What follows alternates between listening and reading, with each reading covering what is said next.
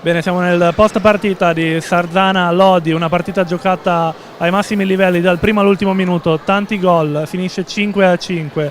Ci hanno creduto fino alla fine sia il Sarzana ma soprattutto il Lodi che fino a un minuto dalla fine era in vantaggio. Un commento a fresco, a caldo sulla partita. È stata una bella partita, dura, molto fisica.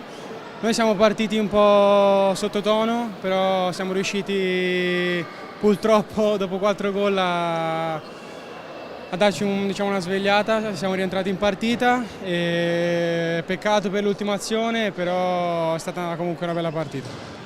Per l'ultima azione molto coraggioso, se vogliamo, del Sarzana a mettere il quinto uomo di movimento, nonostante il pareggio, il terzo pareggio del Lodi di fila, giusto?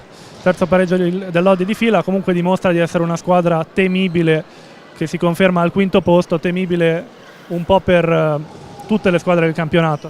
Sì, ma lo eravamo anche l'anno scorso, sai, è una squadra che ha voglia di dimostrare, ha voglia di vincere, va a combattere in ogni pista e ce la possiamo giocare con tutti.